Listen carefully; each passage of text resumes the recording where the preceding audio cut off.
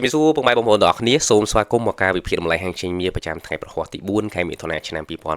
2026យើងឃើញថាតម្លៃហាងចេញមាសនៅក្នុងយមិញគឺមានការប្រែប្រួលចុះយ៉ាងខ្លាំងណាទៅដល់តំបន់$4,420ក្នុងមួយអោនហើយក៏មានការងើបឡើងមកវិញនៅក្នុងព្រឹកនេះផងដែរការធ្លាក់ចុះនៃតម្លៃមាសកាលពីយមិញនេះគឺរងសម្ពាធពីព័ត៌មានផ្នែកភូមិសាស្ត្រនយោបាយបងប្អូន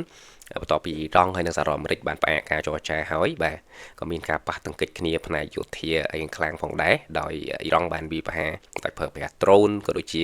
មីស៊ីល ballistic ទៅលើប្រទេសគុយវ៉ែតដូចជាប្រទេសបារ៉ែនដែលជាទីតាំងឋានទ័ពរបស់សហរដ្ឋអាមេរិកហើយភាគីខាងសហរដ្ឋអាមេរិកក៏បានវាយប្រហារទៅវិញដែរទៅលើប្រទេសអ៊ីរ៉ង់ដែលជាការវាយប្រហារការពារខ្លួនបាទនេះបើតាមការអាងពីភាគីខាងសហរដ្ឋអាមេរិកយ៉ាងណាមិញយើងឃើញថានៅក្នុងព្រឹកនេះទីផ្សារមាសគឺបានបើកផ្សារមករៀងងើបឡើងមកវិញខ្លះណាបន្ទាប់ពីបាទ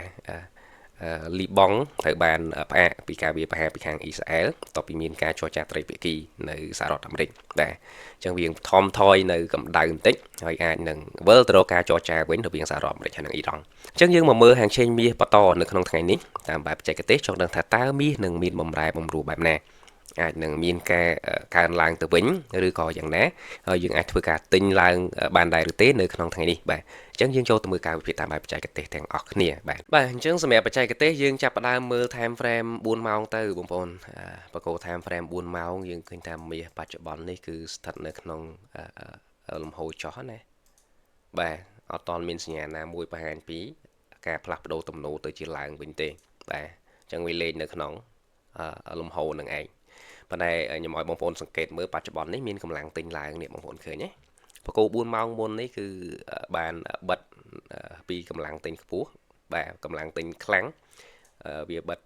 បកគោ momentum មួយនេះបាទបកគោបន្ទាប់នេះបានបន្តឡើងមកទៀតបាទអញ្ចឹងមាសនៅក្នុងថ្ងៃនេះដោយសារតែមានកម្លាំងទិញឡើងពីក្រោមនឹងទៅហើយបាទគោលដៅនៅក្នុងថ្ងៃនេះគឺអាចនៅតំបន់ខាងលើនេះតំបន់4530 $4,540ក្នុងអោនបាទនៅខាងលើនេះបាទអញ្ចឹងថ្ងៃនេះគឺអាចថាខ្ញុំ recommend ឲ្យទិញសម្រាប់បងប្អូនដែលកក់ហាងឆេងហ្នឹងបើសិនជាឡើងដល់4,400សំទោស4,540ហ្នឹងចំណេញបងប្អូនអាចកក់បានដែរបាទអញ្ចឹង time frame 4ម៉ោងត្បិតតែវាអត់តន់ផ្លាស់ប្ដូរទំនោរប៉ុន្តែវានឹងឡើងទៅលើនេះគឺអាចថាបង្កើតជាសំទោសសេរី low high ណាបាទអូខេឥឡូវយើងចូលទៅមើល time frame រយៈពេល1ម៉ោងទាំងអស់គ្នាដើម្បីកំណត់ទៅលើតម្លៃសំខាន់ដែលយើងអាចធ្វើការចូលផ្សារបានបាទអញ្ចឹងសម្រាប់មាសបច្ចុប្បន្ននេះបើសិនជាយើងមើល time frame តូចណាយើងមើលទៅធំនេះមកបាទទំនោរតូចនេះមួយយើងឃើញថាវាបានបំបែកអាទំនោរតូចនេះអញ្ចឹងកាលណាបំបែកទំនោរតូចហ្នឹងមានន័យថាវានឹងបង្កើតជាបាទទិសដៅងើបឡើងទៅវិញឬក៏គេហៅថាជាទំនោរឡើងរយៈពេលខ្លីណាបាទអញ្ចឹងសម្រាប់បច្ចុប្បន្ននេះខ្ញុំឲ្យបងប្អូនមើលក្នុងតំបន់ខាងលើនេះបាទតំបន់4,490នេះបាទ90ស្ដើងហ្នឹងមានហ្នឹងបើសិនជាបុកកដាច់ទេវានឹងរីតេសចុះមកខាងក្រោមបាទនឹងមានចុះមកខាងក្រោមហើយយើងត្រៀមចាំទិញនៅពេលដែលវាមានរីតេសណាបាទប៉ុន្តែបើសិនជាបុកដាច់គឺមាសហ្នឹងគឺទៅលើតែម្ដងហើយបាទហើយសម្រាប់កម្រិតខ្ពស់របស់មាសគឺនៅខាងលើនេះបងប្អូននៅខាងលើនេះតំបន់4,540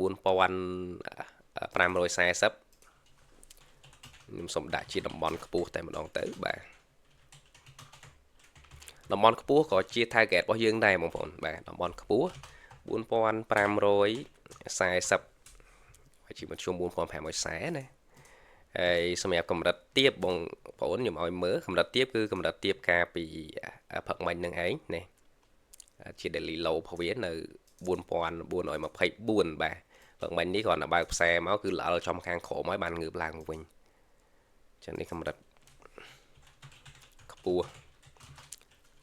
ទី1បាទ4,492បាទ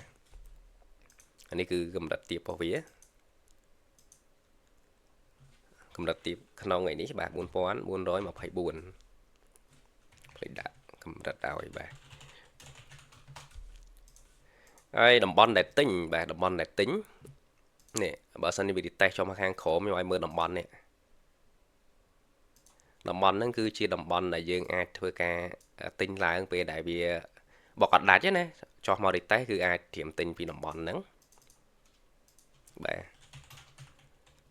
តំបន់ទិញចន្លោះពី4,443ទៅ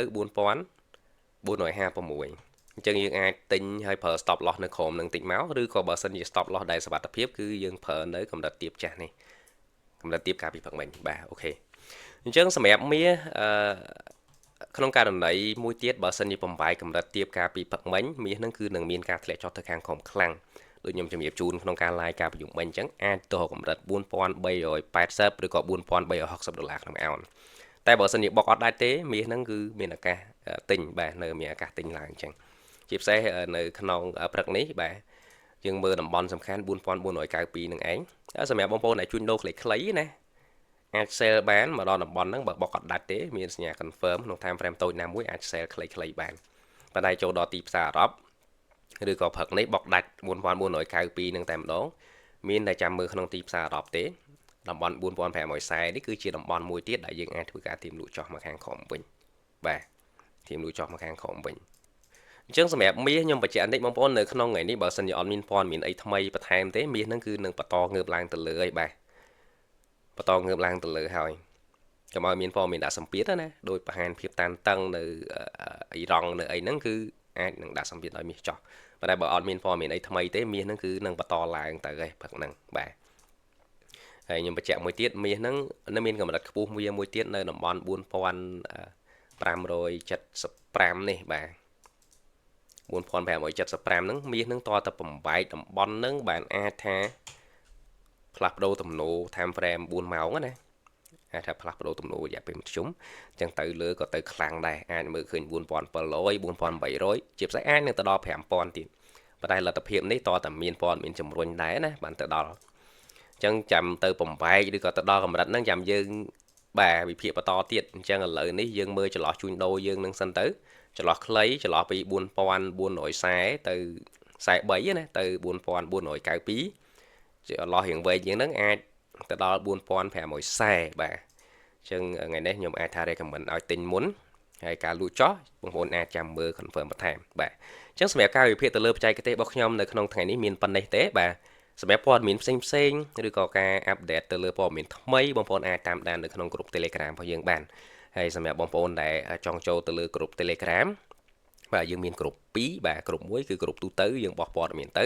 សម្រាប់ក្រុម VIP យើងមានបោះជាព័ត៌មានផងហើយបោះជា signal បាទតម្លៃដែលត្រូវចូលទិញលក់ផងអញ្ចឹងសម្រាប់បងប្អូនដែលចង់ចូលក្រុម VIP អាចតាក់ទងមកកាន់លេខទូរស័ព្ទ011 699និង802ឬក៏មកកាន់ Telegram ក៏បានដែរលេខទូរស័ព្ទដែលខ្ញុំជំរាបជូនមុនហ្នឹងគឺមាន Telegram បាទហើយសម្រាប់បងប្អូនដែលថ្មីចង់សិក្សាស្វែងយល់ពីការកក់ហាងឆេងមាសតាមប្រព័ន្ធធនាគារបងប្អូនក៏អាចបាទ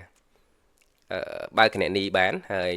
ជាពិសេសគឺអាចនឹងសិក្សាស្វែងយល់បានសម្រាប់ការសិក្សាស្វែងយល់ទៅលើការជួញដូរនេះគឺខ្ញុំនឹងមានវគ្គបង្រៀន free ដែលឥតគិតថ្លៃ